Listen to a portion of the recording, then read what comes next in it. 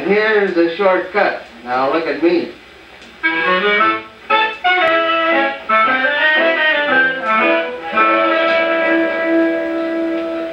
beg your pardon.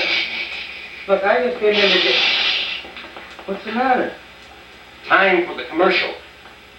Say, that's my watch. Look, you give me my watch back or I'll turn you into the police. You watch this commercial or I'll turn you into the sponsor.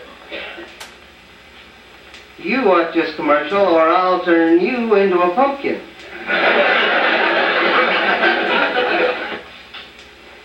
Hello again, ladies and gentlemen, and pumpkins. You may be very happy to know that I got my watch back and two of his. See, I've always been the kind of fellow... George? Hi, Peg. What are you doing here at Beverly Wilshire? Oh, I brought my mommy down here to see Santa Claus. Does your mama believe in Santa Claus? Oh, she does in this one. He's my daddy. He plays Santa Claus here every year. Well, like I always say, Peggy, there's no business like show business. Now, after all, we don't want to fool anybody here tonight. Everybody knows that you're here to sing a song, so rather than fool them, why don't you just flat solid stand right here and sing it? Mm-hmm. Okay, I'll stand here and I'll try to sing it real solid and not flat. Isn't she cute? She is just a teeny bundle of...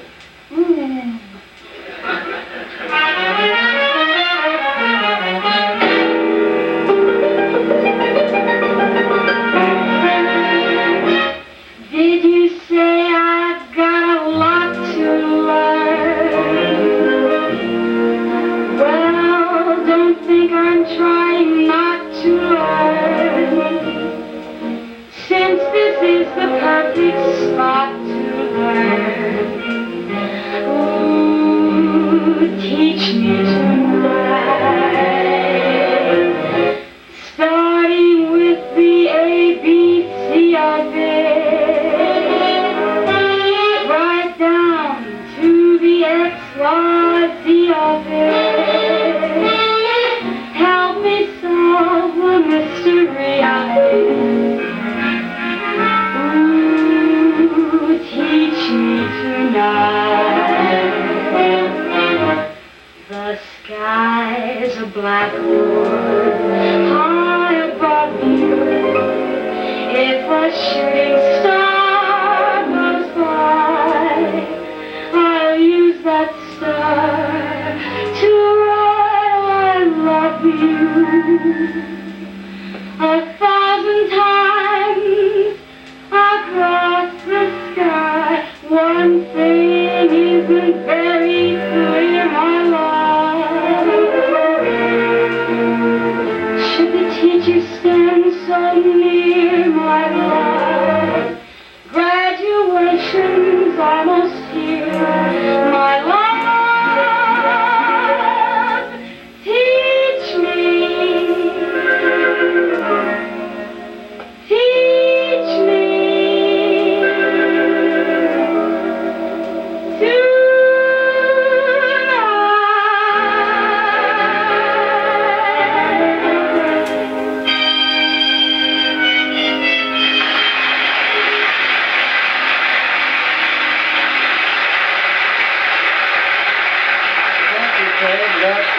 That was real musical. And you know that while you were singing, we had the cameraman take a lot of real close-ups of your face. Did you? This is in keeping with my policy to beautify living rooms all over the country. Oh, well, thank you, George. And you're sweet. No, I'm late. I have to pick up a present for Alice. She's coming home tomorrow. Really? Yeah, she had a fight with her mother. So she's coming home to me. Well, gee, why don't you use the, the counselor here, the gift counselor? They've got a real good one. Really? Mm-hmm. Thanks, Peg. You're a heap of help. Longfellow.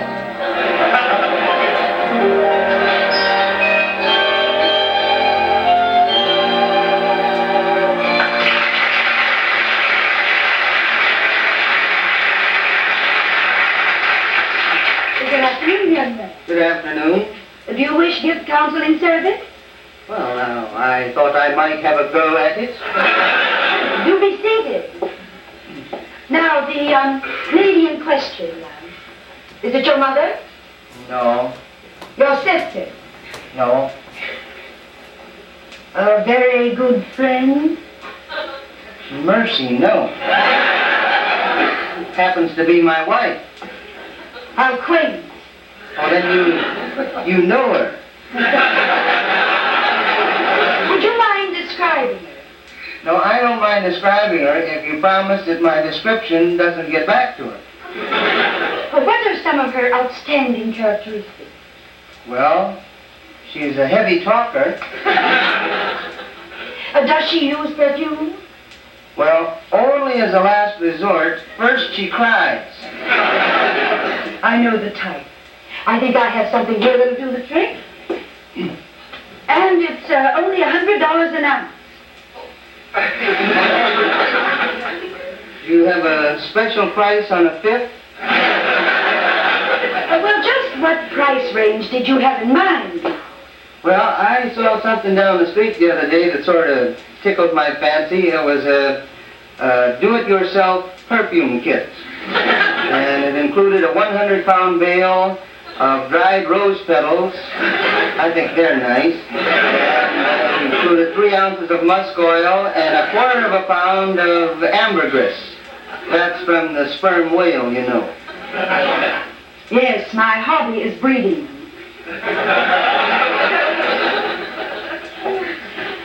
Are you serious about getting a present for your wife? No. I came in here to see if I could get my parking ticket violated. Now, see here. Mr. Gobel. George Gobel. That's my name. My wife's name is Alice. Alice Gobel, to be specific. Ah, now that is a clue. The name Alice does evoke a very definite image. A simple girl, a sweet, plain, and unadorned woman. Well, no, I wouldn't say that. She's had her ears pierced. Well, then she wears earrings. No, she just claims that it's cooler in the summertime.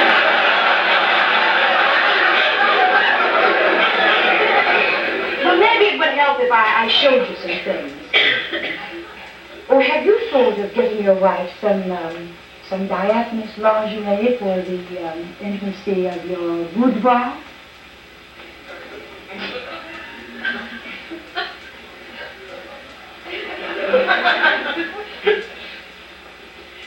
Are you trying to make trouble, buddy?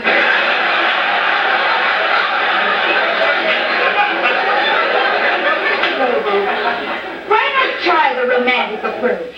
Or why not get her something feminine and personal? Let us show you some of our things. I'm sure you'll find this to suit your taste.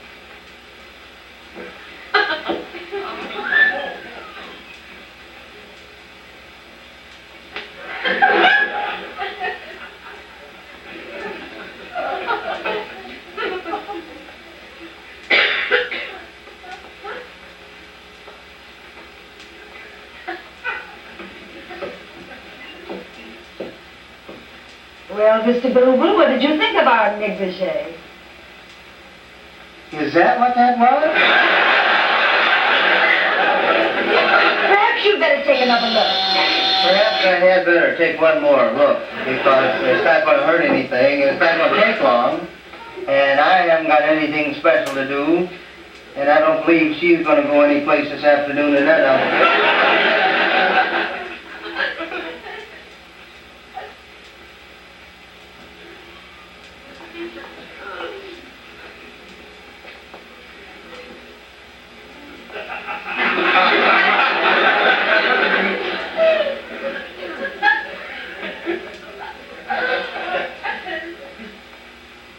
Hey, you got freckles, ain't you? I didn't mean anything wrong. Would you mind walking a little, please? Would you mind walking back? Would you mind stopping? Well, do you think Alice would like this? Alice who?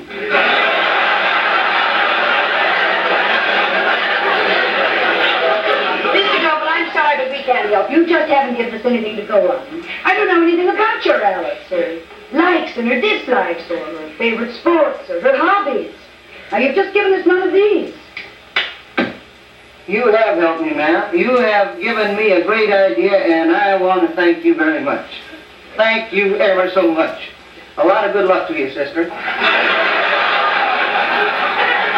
know,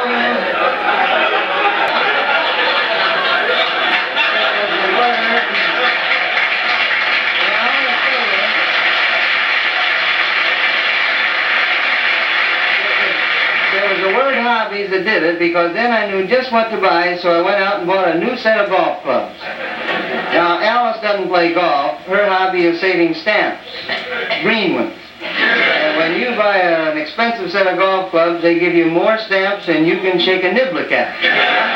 And if you don't mind now, I would like to go out and try my new clubs, but I'll be right back. Caddy.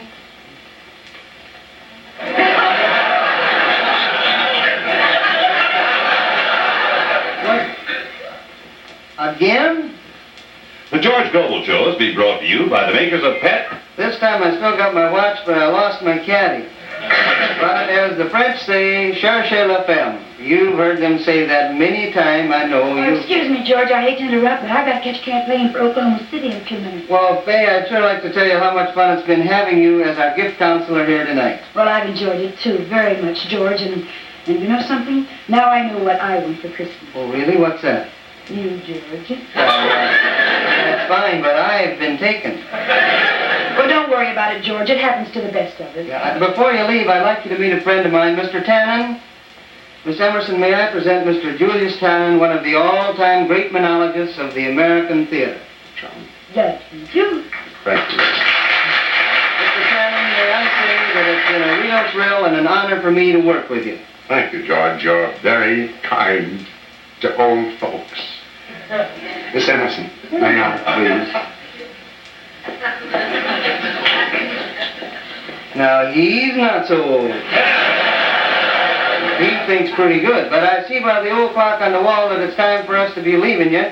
And until we see you next week, when our guest will be Edward Everett Horton, this is your old friend Lonesome George, leaving you with this word of advice: do your Christmas shopping early, before breakfast if possible. So long, Nate.